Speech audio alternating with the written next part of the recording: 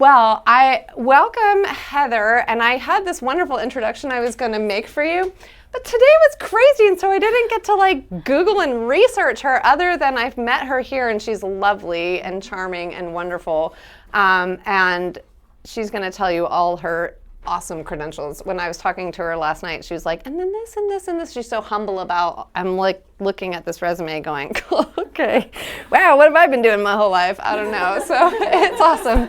All with small children too, I might add.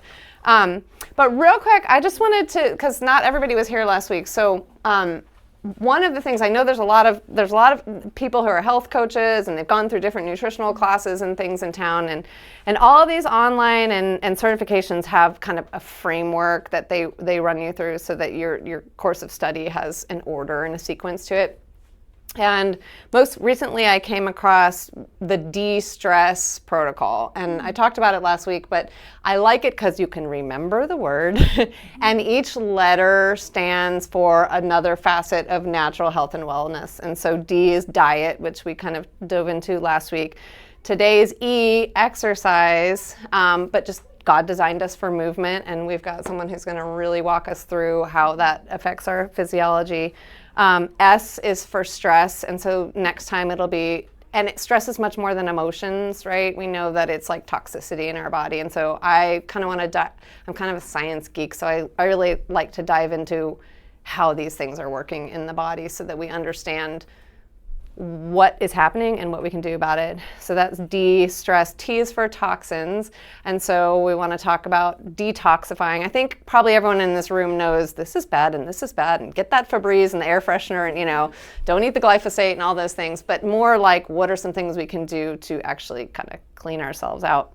So T is toxins. R is rest, the importance of rest. E is emotions, and so I want to actually dive into some somatic movement stuff with emotions. I think that's fascinating. S is supplementation, because that's just something that all of us, there's just a lot of information out there, and so I think it'll be good discussion here because I think we all have a lot of good head knowledge in this group of that. And what's the last S? Success mindset. Right? And just like the positive mental space. So that's kind of the DESTRESS protocol. And what I love about it is you can kind of run through each of these wickets and then circle back around and be like, okay, let's talk about diet again. You're never going to talk about diet the same way twice. And you're never going to talk about everything you need to know in one session. And exercise is the same way, right? Yeah. I think people think exercise, yeah, cool, I'm going to go. No, it's much more than just like curling weights. So I love that framework. So when you see these things come out, that's why it says de-stress there. So you'll see we're just kind of, at least this semester is sort of the framework. And then just as the Lord leads, every semester is a little bit different. But without further ado, I would like to hand it over to Heather. Oh, thank you. And she will tell us all her fabulous things that she does. Can I steal one of your papers though? Yeah, sure. Awesome. So my name is Heather.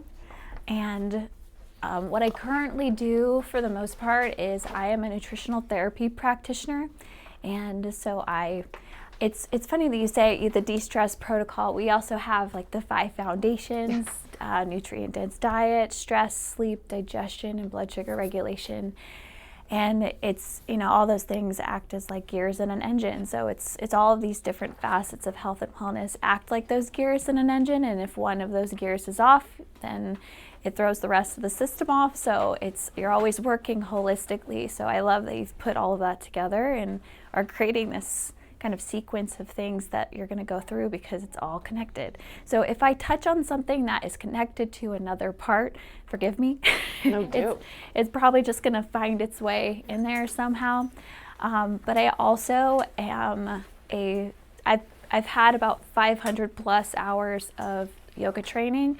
But I was telling Rachel, and I've told you that Barbara knows, when I got into teaching yoga, it was not for all of the Eastern religion things that it offers. What I found when I started was that the movement practice, like just the way that your body's moving, is therapeutic, and there's a lot of wonderful things about moving in that way, not necessarily those specific poses in a specific sequence. And so what I wanted to do was take that and make that accessible for believers or someone who wants to stay away from New Age religion. And so I started teaching a yoga style class when I came to Liberty in 2010. And that was something that continued, and I still teach that, yoga style class. Some of the places I teach, like at Grados or at the FemPT, they call it yoga, but it's just for the namesake. But what it really is, it's just really biomechanically sound movement practices that are supporting your physiology and supporting what we're going to talk about today: muscle building and mobility and proper breathing and posture and all of these things that promote longevity and promote health. So that's the yoga background of that. So don't be scared when I say that I'm a certified yoga teacher.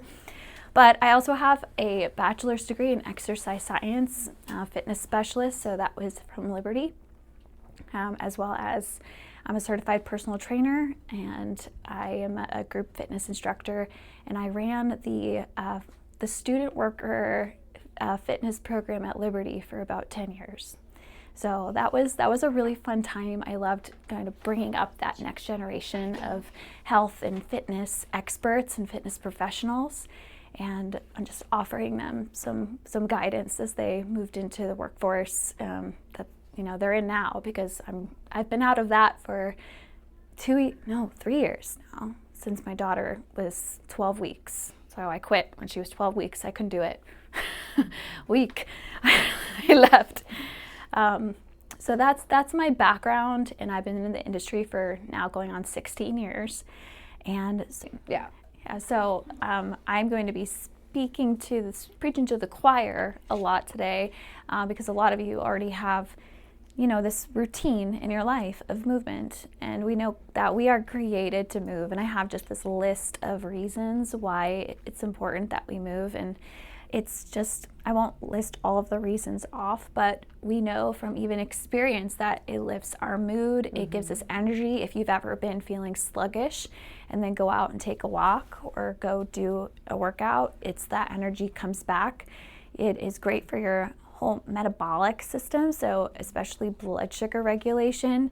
And some of you probably already know this, but when your muscles are contracting, it is a way to bypass the need for insulin, and it helps to uptake glucose directly into the cells. So it is a really great way to help with blood sugar regulation. I always recommend it for people who are struggling with sugar handling, or even women with PCOS, though they really benefit from that. Anyone experiencing insulin resistance, and anyone in general, and especially as we age. So it's really helpful for all of that joint health, mobility, just keeping our bodies healthy and vital, helping with healthy body composition, and just getting us in this rhythm. So when we think about exercise, and I know that the wellness world is crazy right now, and that if you go onto social media and you're following a bunch of wellness people, you're going to get a lot of different extremes in a lot of different directions. And I know that because I've been in this world for so many years before it blew up on social media the way that it has blown up, it is overwhelming. And so it sometimes feels like if you're not following this exact protocol, if you're not doing this exact workout, you're just gonna keel over and die, because you're not healthy. So it's just not that black and white. And if an influencer is telling you that this is the only way, then just walk away from that, because there is not just one way. And that's why, everything that you're saying, the way that you like to move, the best exercise is the one you enjoy. Mm-hmm. So we could just walk away right now with that, but it's if we need to go a little bit deeper into it, into kind of the science and some practical things when it comes to, okay, why should we exercise as we get older? Why is it important for longevity? I have a little tagline here that muscle is longevity currency. The more muscle mass that you have, and this is also, we're not talking extremes, we're not talking bodybuilding, we're talking just having a decent amount of muscle mass on your body is going to be protective. It's going to, your muscles secrete myokines, so probably inflammatory cytokines. Your muscles secrete myokines, which are anti-inflammatory peptides. So it's really important for your inflammation levels to have muscle. It's really important for just your stability for injury prevention. So muscle, and it starts to decrease muscle mass as you age. Every decade you're losing a percentage of muscle mass. And part of it is going to be eating enough protein and those amino acids, those building blocks for muscle. But the other part is that resistance training. And there's many ways to resistance train without getting a gym membership. So I'm not selling you a gym membership. I'm not selling you a program, because everything that you can do to help build muscle, you can do in your living room. And I brought a couple of different things with me that are just props that I have at home. Because a little story of my own, because I've been working in a gym setting since 2010, I was a bit spoiled. I didn't have to really try to go to the gym because I was already there. And whenever I worked at Liberty, the gym was just a hop, skip, and a jump and a badge into the gym from my office. So when I left that job and I was at home full time with my daughter, I really felt the impact of not being close to a gym and not having resources at my fingertips, and kind of stopping and being like, wow, this is what people must feel like when they're like, I don't want to drive to the gym. I don't feel like doing that. So I had to step back and sort of have that beginner's mindset of, okay, now imagine I am just a beginner here. I've never done this before. What do I do? What are my steps? So I actually think I stole those two bands from Liberty, so don't tell on me, but they're very easy to get. They're very easy to get. I mean, you could go to Play It Again Sports. They probably have bands and things like that on sale, but you can get them off Amazon as well. But just a few little things at home that's gonna help me demonstrate some of these movement patterns that are really helpful. So if I'm going off on a tangent and I'm losing time, let me know. Is everybody following me so far? Okay. So there are 5 movement patterns that are essential that if you're gonna create your own workout, it's not rocket science. These 5 movements, incorporate them and you have a well-rounded workout. So those movements are a squat, and I'm gonna show different variations of things. A squat, a hinge, a push, a pull, and a carry. And I added one of my own because for longevity and aging sake, I think it should be in the essential category. But for squats, this is for anyone of any age. And so it could be as simple as, sorry, I'm moving myself over here. Please do. It could be as simple as, especially if you need stability, or if you have any sort of kyphosis, or if you know somebody like your mother has like kyphosis, or grandmother, and you need some support for the posture, you can put a bar down or a dowel and press into that to create a little bit more postural support.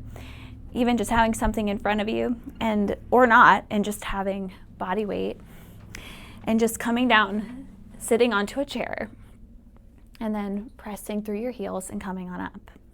So that's the first one, is just the chair squat, sitting down and standing up. Now, to progress that, I know you're just like, I know this, but I'm just gonna say it anyway. So with just an air squat, so you wanna have, and I'm gonna give you cues too, just maybe they'll stick, and I don't have them written down, but maybe they'll stick. You have your toes a little wider than your hips, because a lot of women specifically, you have to kind of work with your hips and the angle of the head of the femur and the acetabulum. And so sometimes the angle is a little bit more widened because we're women. So if it's more comfortable, turn the toes out a little bit, and you're gonna sit the hips back, bending the knees. So squats, different from hinge is squats are hip flexion, knee flexion, ankle flexion. So 3 points of flexion. And you have a nice neutral pelvis. So we don't want to arch the back too much because ow. And then we don't want to round too much because ow. So neutral pelvis, keeping the chest open, getting down, maybe parallel, maybe not. Especially if you have knee pain, you don't have to go all the way down. We're not CrossFitters. We don't have to go all the way down here. So I did, my hip popped. I was like, did my hip pop just walk? No, yeah, now we're good. Just had to get a little movement. No, I tell people in my classes too, because my knees and hips pop sometimes when I'm just getting into a movement. I'm like, do not be afraid of it. It is okay. It just means that you just needed a little oil. But so that's the 3 points of flexion with a nice long neutral spine. And then you can load that if you want. You don't have to. So I'm going to talk about progressive overload in just a minute, but I'll go into the hinge next. The hinge is deadlift mostly. So when you're thinking hinge, you can do a good morning, which is a slight bend in the knees, and then you're sending the hips back. I love those. I know, right? So the difference you can see automatically is that there's less knee flexion and ankle flexion. It's just mostly that hip flexion. That's what a lot of people get wrong with hinges is we're doing this for a deadlift instead of this. So you're hinging at your hip. Now, so good mornings, you can also load these with a band. And you can step on a band and you can just use that as resistance. And this is a really great way to strengthen the hamstrings and the glutes. The other thing, to add a little bit more practicality to the hinge, is when you're washing your face or, over the sink. If you've ever been like this, doing that, we don't want to hinge from the upper back. We want to bring the shoulders back, hinge from the hips. That'll protect your posture, that'll protect your neck, your back, and you won't have that pain when you're leaning over. It's also helpful to practice the hinge because how often are we going and picking something up off the floor? If we have to do that, we don't want to be, throwing our back out as we come up. We want to have that nice ability to hinge, the strength in the core to come back up. Okay, next one, the push. So the push, you might be able to guess, one of the best ones to do is the push-up. So you can do this against a wall or on a table or a chair. Oh, is this gonna fall over? Yeah. Okay. I was gonna say I can push against it. Okay, I was gonna be very light with it. Go for it. So you wanna just put yourself at a little bit of an angle and notice pelvis too. We don't wanna arch the back. We don't want to tuck the pelvis under. We want to just draw up through the belly, almost like you're zipping up a pair of jeans. That's the analogy I like to use. And with a push, you're coming down. Oh, wow, that is unstable. Okay.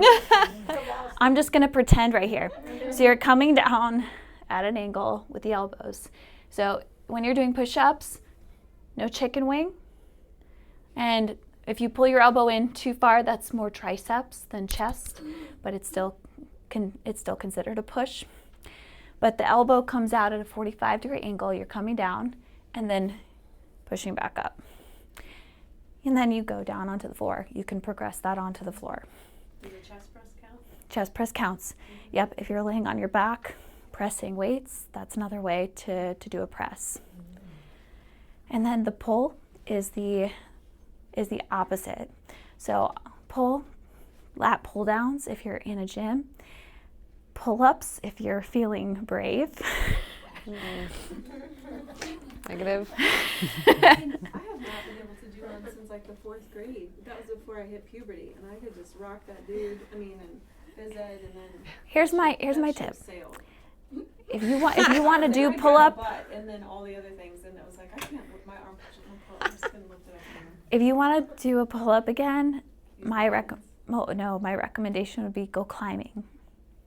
Yeah, if you're going climbing, even just a little bit regularly, you will find that you will be able to do a pull-up and you didn't even try. Like rock climbing, or you're just saying like hiking? Rock climbing. Okay. Yeah, like, What if you have a fear? yeah, they do. Rock climbing wall. Yeah. What if you have a fear? Not just hiking. You can boulder. You Boulder, go sideways. in the case of fear of heights, or traversing. Yep, traverse the wall. I could get the bands and start with the bands. You can do the bands too. The thick ones. Yep, so you can wrap the bands around your knee, 1 or 2 knees, and then you wrap it around the bar and then use that as a supported pull-up. The other way that you can work on a pull-up is do eccentric pull-ups, is where you come all the way up, so you're on a box and you come all the way to the top and then you slowly release. And that just works in the eccentric direction, so you're building strength opposite way. But another way you can do a pull is rows. And rows, you can use the rowing machine, you can use barbell or dumbbells and a barbell. You can do a barbell, you can do dumbbells, single arm rows. You can use a milk jug. If you're doing a milk jug or a dumbbell, put 1 foot out in front of you, leaning, hinging. So you're combining the hinge, and then you have your shoulder pulled back, so it's in place here. You're engaging your lats, which is why it comes from that's the pull, and then you're drawing it back. So you're engaging lats, and you're also engaging these muscles between the shoulder blades called the rhomboids, and those are really important postural muscles. And you're also engaging those spinal erector muscles. So those are going to be also your postural muscles that get very tired from the rounding position. Very strained muscles. So when we engage them properly, we bring more circulation, we bring more strength to them. That is really helpful in just making good posture feel comfortable, because at first it doesn't. But if you want to use the band, like this is the only thing you have at home, and you can get into that hinge position and just pull back. And that is a great way to work your pull, great way to work your grip strength without needing anything fancy. And then, sorry, I'm hip popped again. And then your carry. So this can be just as easy as getting your groceries from the grocery store, dividing them equally between both of your hands, and then walking like you have a book on top of your head. So you're walking with the shoulders back, packed in. You have your lats engaged, you have your core engaged, and you're walking with that book on top of your head, and that's your loaded carry. That's going to create full body, but especially core strength. You can do this at home. Walk up and down your driveway with something, your 2 milk jugs. Go get your milk from the farm and just carry them up and down the driveway. And What are you doing? yeah, carry one over your head. That's more advanced, to carry one over your head. But you can also do 1 weight and walk with 1 weight, and that's an anti-rotation, and we're going to talk about what anti-rotation is. So the carries are really a good functional exercise, because that's going to help us maintain the grip strength, core strength, stability, and posture. So that's the one that you definitely want to consider just in everyday life. And I added one, and that is single leg balance. Because single leg balance, that is going to help with hip stability, because it works the gluteus medius muscle on the outside of the hip, and it also will help with injury prevention from the hip stability, and it helps work stabilizer muscles. So practicing, balancing on 1 leg. You can also work your proprioception and body awareness by closing your eyes while you're doing this. And and it's a good thing to just kind of center yourself and work on some of those body awareness. Like I blink. I know, and it just takes time. Oh my. Yes, it's not. Yeah, we could time everybody. I went to a conference one time, a nursing conference, really and they hooked me up to these different things that had a machine with it. I don't know what it was called, but it measured how much I moved with one leg lifted, and I had to do it with eyes open and eyes closed, and it measured how much I moved from leg to leg and how good my balance was. So that was interesting. Try it at home. That's really wild. You know, I sometimes try it when I brush my teeth. There you go. And it is working on different things. Yes. Yeah. If you have like a pillow. Just trying is good. It's functional brushing your teeth. Yes. Well, and they say like anchoring some of these things to movements like that. Like when I brush my teeth or when I do a daily habit, then you do something like that and then you'll remember to do them. Yeah, and that's what this is all about. We're kind of going to tie that in at the end of just like, where do these all belong? And really it's like, yeah, walk with your groceries, brush your teeth on one leg. When you're washing your face, do your hip hinges. And when you're getting up and down off your chair, do your squats. You know, but if that's something that's like, I don't want to do that, then you can structure something specific with that framework. But you can combine a lot of these movements, and this is kind of getting too outside of what I want to talk about today, but you could combine, you know, a lot of the, you know, the single leg balance, but the hip hinges, and working on movement with balance with the band. I know, we keep making it harder, but working a pull, a hinge, and a single leg balance. So all of that, that's what I love about, especially teaching yoga and like functional flow, is that you're doing all of these things all at once. And that ties directly into the planes of motion, because we are not just, you know, little army marching men. This is all sagittal plane, you know, a lot of the squat, the hinge, the carry, even the push and the pull are very sagittal movements. So that's front to back. But if we only did those movements, we would be tight and restricted in the other areas of the body. So what happens when we drop something and we have to twist to go get it? You end up with the chiropractor. Yeah. Right. Yes. Yeah. So then we have to incorporate these movements, and we have to make them work for everyday life. So when it comes to the frontal plane, so the frontal plane is where we go side to side. And I have a little band here that I like. It's called Versa Loop. And you can use that or not, or nothing. Did you Yeah. steal that one too? Just so I we did. know? Yeah. I inherited it from working 10 years at Liberty. I think I have like 5 of them. But you can work glute strength in that frontal plane. I even like, it works the glutes, the gluteus medius, and, you know, frontal plane leg strength. This one is a little bit more advanced, but I like to use, you can even use it around the upper arms and just work. I like to do the side to side with the hands and the feet. Barbara do that. My knee cracked. What about the kickbacks? You can do the kickbacks Forward. and forward. Yep. So if you want to start simple without a band, hold on to something and just work doing some hip opens and closes. Yes, you can do it without the band. This works well without the band. I like to do this in tabletop or standing, and just work hip circles, arm circles.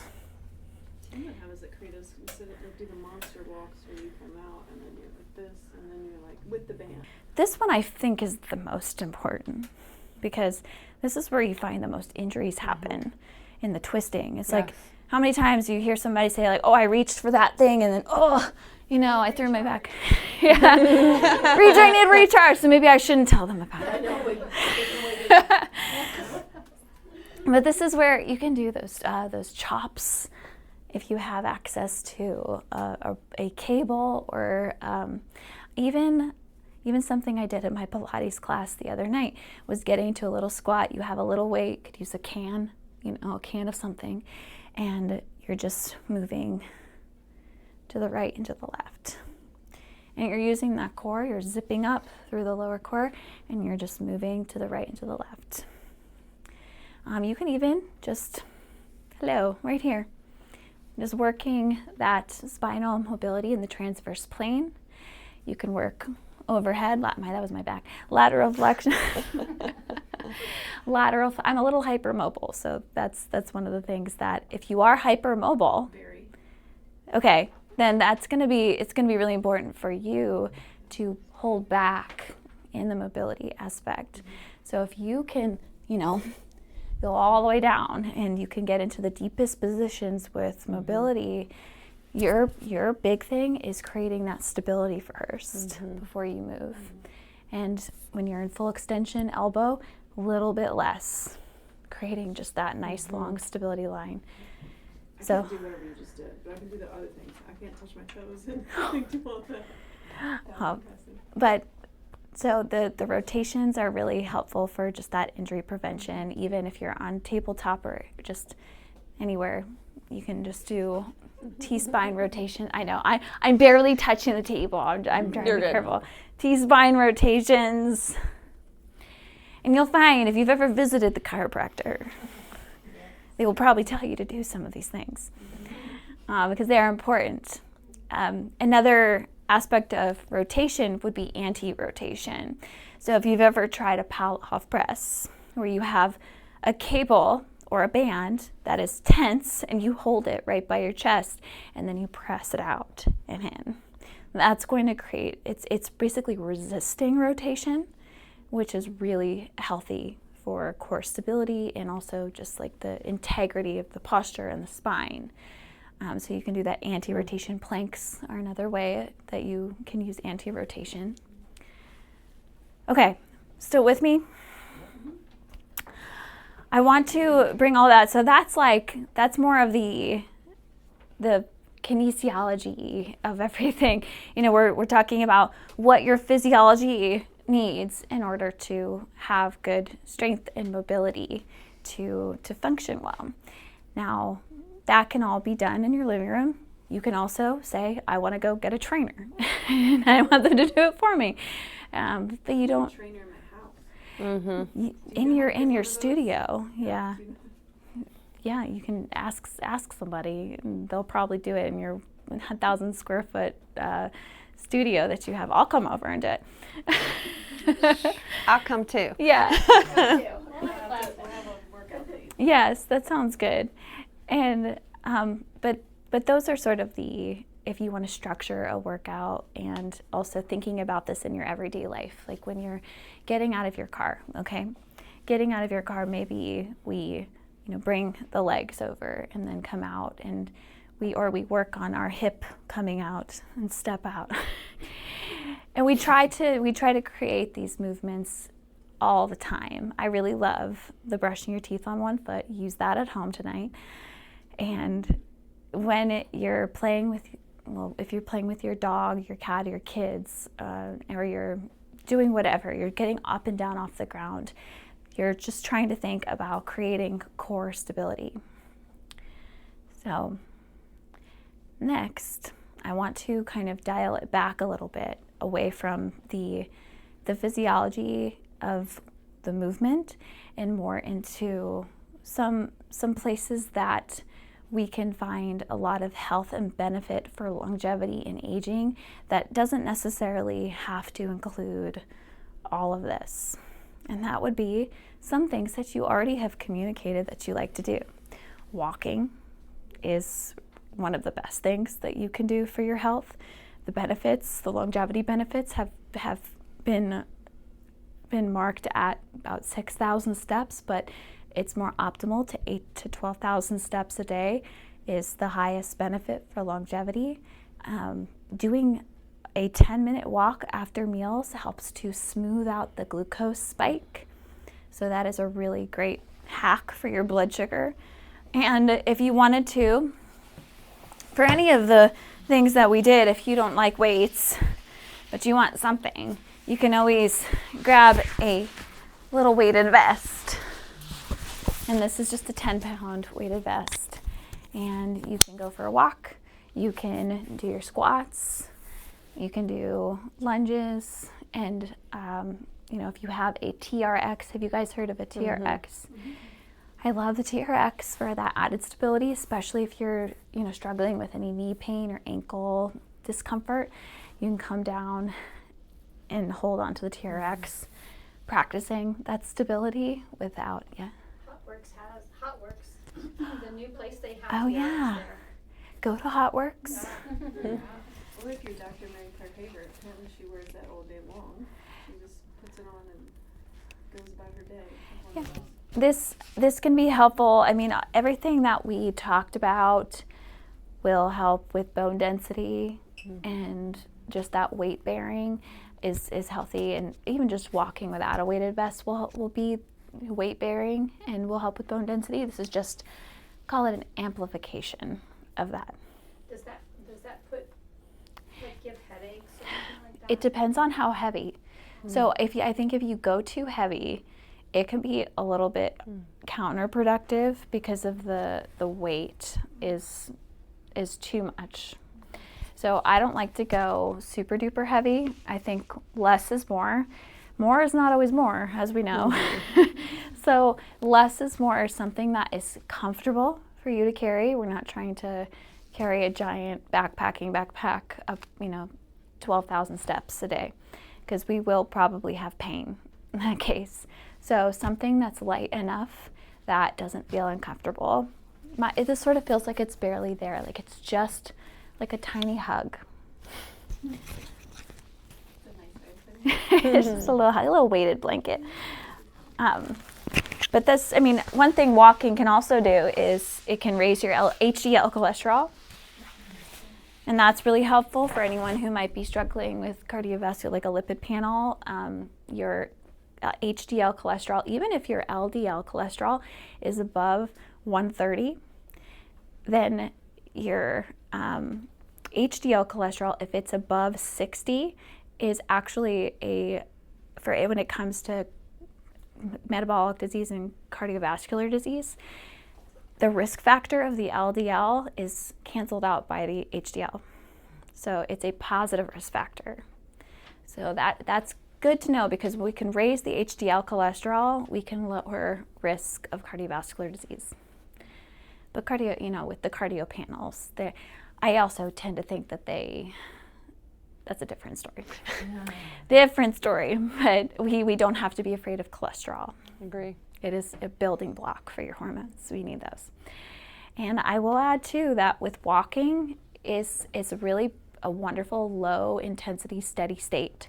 And I am not against high intensity exercise altogether, but I will say that it is highly overdone, because women especially, and I would say everyone who is experiencing any sort of stress or is under stress, it can feel tempting to jump into a heavy, intense workout, but exercise is metabolically expensive. And so if we are already metabolically fatigued, then we are expending more energy that we don't have. We're on borrowed energy at this point from cortisol and adrenaline.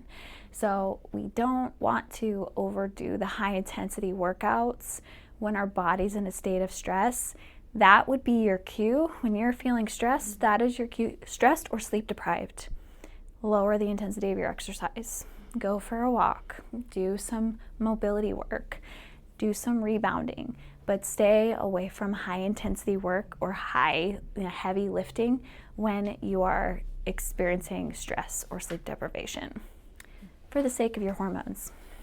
And you can end up, if you do end up doing too many HIIT workouts, like especially 40 and up, you can end up gaining weight because you're constantly elevating your cortisol. I've seen that. It can be very counterproductive, or you can hit a plateau. And that's the whole other aspect of it, where it can be over exercising and under eating, and that can actually keep people in a metabolically unhealthy place, when previously you think, oh, calories in, calories out, like that should work. It's not always that black and white. And then rebounding, we've already talked about rebounding and how it's just it's very soothing to the nervous system to rebound. And most of you who already rebound probably know this already, but we're not talking about like jumping on the trampoline, because that can be very hard for the pelvic floor as well. So we don't want to do that. We're thinking about not even leaving the ground, not even leaving the heels off the ground, just bouncing gently. And that's very soothing for the nervous system. That's creating that G-force for the lymphatic pump. It's creating better circulation. It's good for gut motility. So that's what we want to do for the rebounding, or marching on the rebounder, down bouncing. So pushing that energy downward into the rebounder to create some of that leg strength as well. So, or if you don't have a rebounder, then just bounce, move the arms, just kind of let that be something that becomes a practice too, because you are also boosting circulation, you're getting those stabilizer muscles working, you're just creating more resistance in your body to build muscle that way as well. What about a vibration plate? That was my question. For 10 minutes, just shaking. Yeah, I mean, there's going to be something that happens with that too, because you're stimulating your muscles. So I'm sure there is some benefit muscularly to that. I haven't dug deep into vibration plates. I know you have one. You don't have one? There was one here one time. Oh, yes. Someone just brought it. Oh. So that's great for your lymphatic system. Core workout, the higher up you go. Yeah. I was at like 90. I had it cranked up to 90. So it's, Try really balancing. Oh yeah, balance on one foot Oh, while doing the vibration plate. That's your homework, I'll is squat. use the vibration plate. because then it actually Yes. intensifies it when you squat. Yeah. It's weird. It like makes the muscles fire more rapidly, so it's like Well, there's a you're lot of tripling your stimulation. workout. So I'll do like a squat hold while I'm on it. And for like You could do little bicep curls on it. But yeah, I mean, it's definitely doing something with all the stimulation. And but somebody who's very, very sensitive, I would caution them with a vibration plate at first, just because it can be a little intense for some sensitive individuals. So I'd probably titrate them from bouncing on the ground to then bouncing on the rebounder to then working their way up to a vibration plate. But some people can just go for it. And then lastly, I'm probably way over time, but mobility is... You're good. What? You're good. Okay. Mobility is preserved through movement. So mobility is the key to independence as you get older, because if you have the ability when you're older to, come down into these positions, all sorts of positions, get up and down off the floor, that's going to be a really incredible key to maintaining independence, to preventing injury. And if we can prevent injury as we age, that will keep us moving, which will lower the risk of some of those detrimental falls that can happen.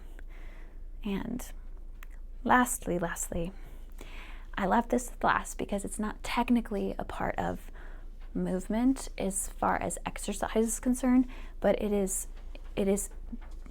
you can't separate it from movement and exercise, is proper breathing.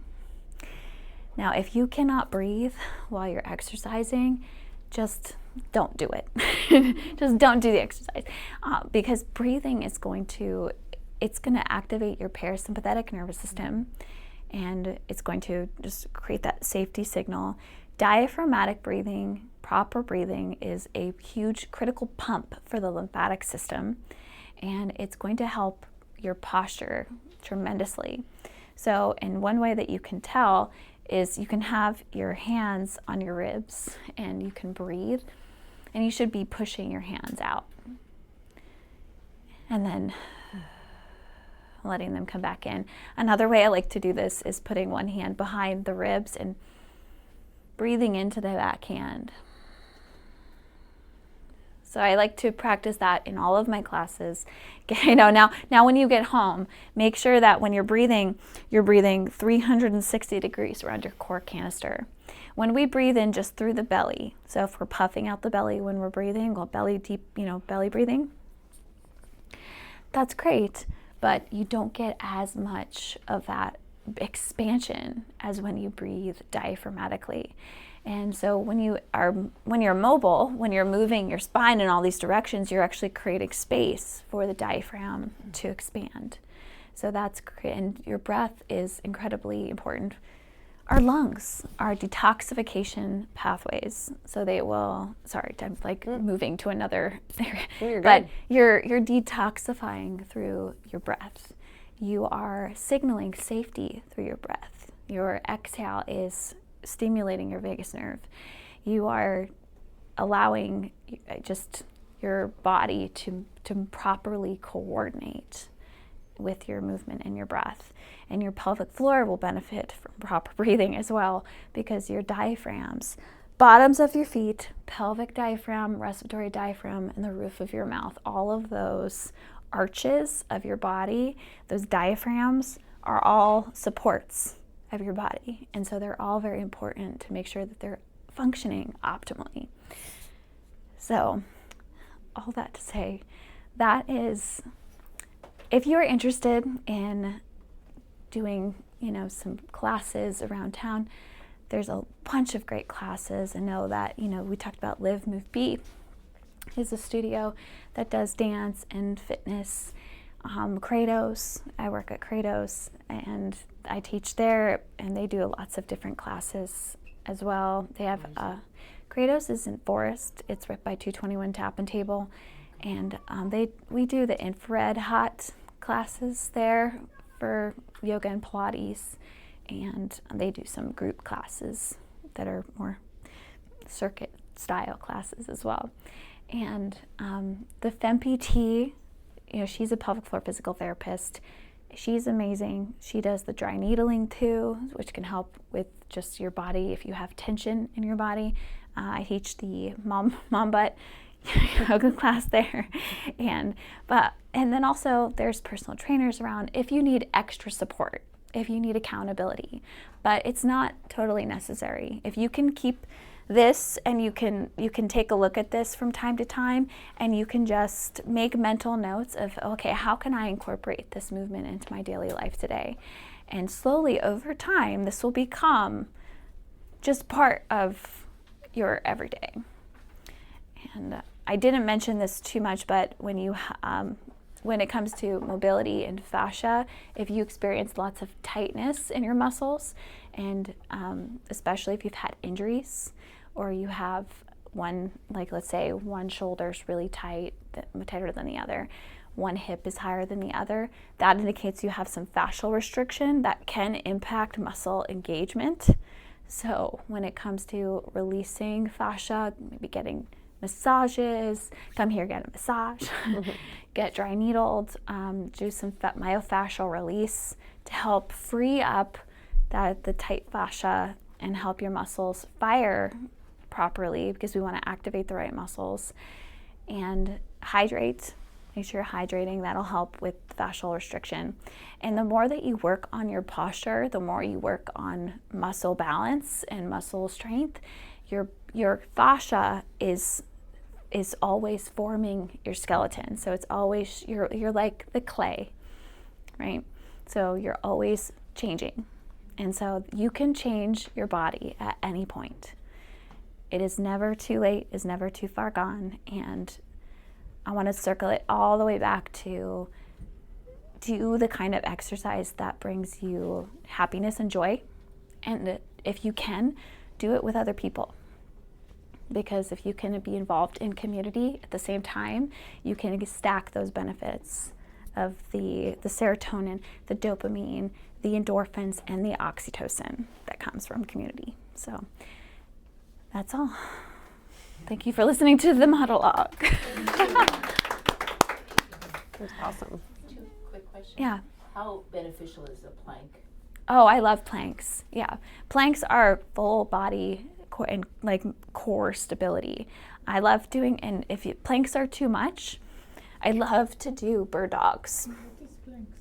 So a plank, Like this. yeah. Do you have to do it on your elbows? Nope. I've normally done it like that, but then I see a lot of people do it. You can do it Elbows either is way. harder, right? Actually, It it's is? easier. It depends. Some people have wrist sensitivity, and so if people struggle with wrist extension like this, then sometimes elbows can be a little less painful for them. But yeah, if you don't like planks, you can do bird dogs, Yeah, that's a good one. and those are really great for core stability. And about breathing, I've heard about breathe in 4 counts, hold it for 7, breathe out for 8. There's a lot of different breathing techniques you can do. You can do box breathing, which is 4 hold, out 4 hold. You can do in for 4, hold just briefly, and then out for 6. But it's mostly about controlling your breath. So it's not always as important that you have a specific one that's the best. It's more, can we lengthen the exhale? Can we soften on the exhale? Can we control the breath? And that's going to be more important than like a specific number. The more you do it, the longer you can exhale, the longer you can hold. But the breath retention isn't always necessary for, to get the best breath and nervous system. Like having to breathe out, breathe through your mouth, and almost make a loud sound. Oh, okay. Yeah, you can do that. You can do the sigh, the physiological sigh, which I know that Huberman talks about that one a lot. Where you, Brecker talks about.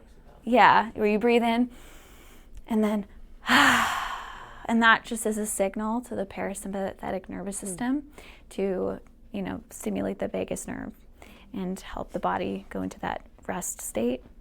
But you can also do, it doesn't matter. You can do, you can do, it's not as much about what you say or whether it's your nose or your mouth as much as it's the exhale, the long exhale, in my experience. And so I know there's a lot of people, a lot of those influencers who say like, you have to do this one. This one is the one. It's like, just breathe slow, control your breath. Yeah. And, there's benefits for like the Bohr effect and CO2 tolerance for, exhale breath holding. But the important thing is that you feel good and you feel safe in your breath. So, And one more thing to add to that. yes. Breathe through the nose. It's much better, not through the mouth.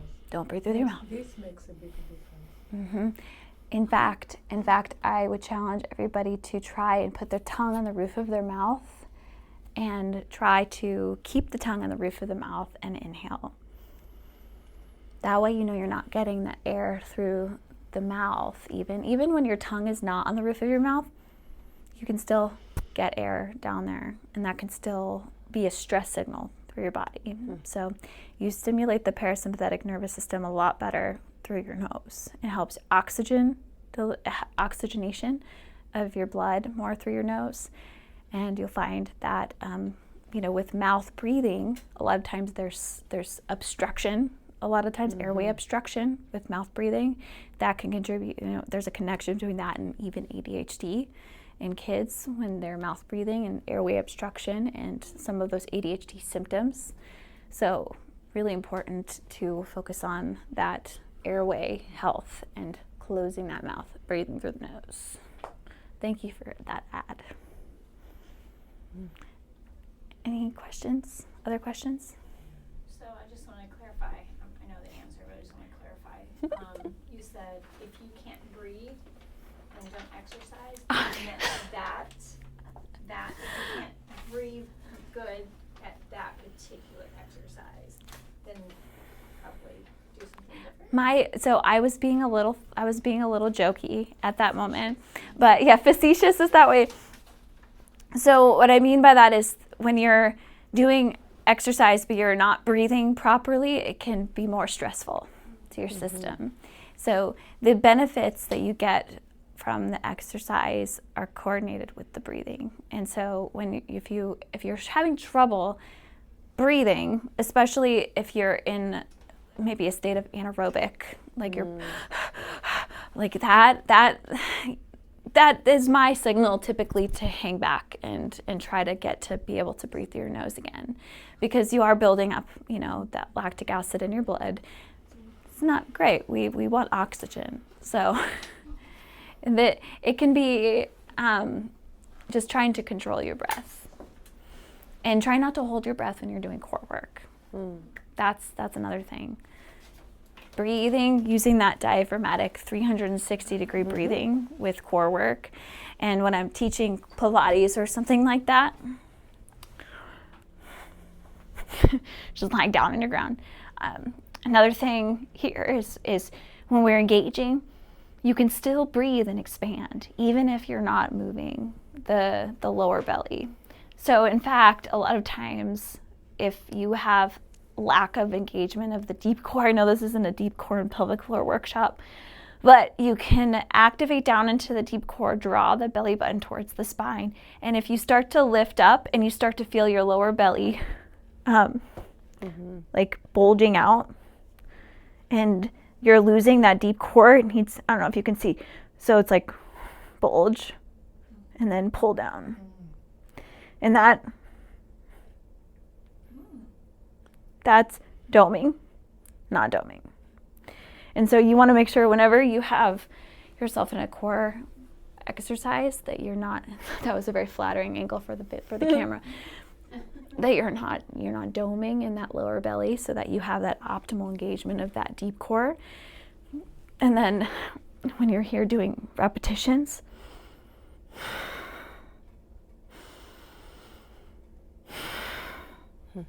and you're using that breath to exhale on that exertion, inhale as you're kind of coming out of that rep. Same thing for a squat. You're inhaling. And I'd like to think about pelvic floor breathing here too. So you're breathing kind of like you're opening a flower. So breathing down, hello. Sorry, they've just had their workout. They're good. It just happened to be like this. You're breathing down and opening the flower, so you're breathing down and out. And then as you exhale, close the flower,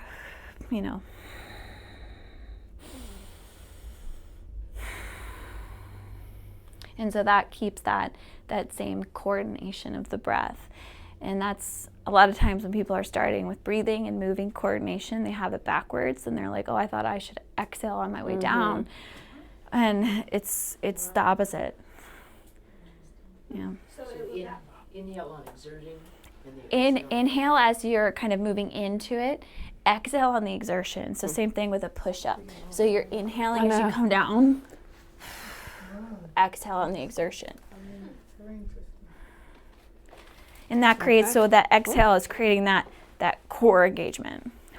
And you can practice that at home too. Feeling that all engaged. I love when you're taking a class and they're like, don't forget to breathe. Like, oh yeah, I was not. I was focusing so much on holding my body the right way. Yeah. Holding it. So that was a lot of information. So thank you for hanging in there.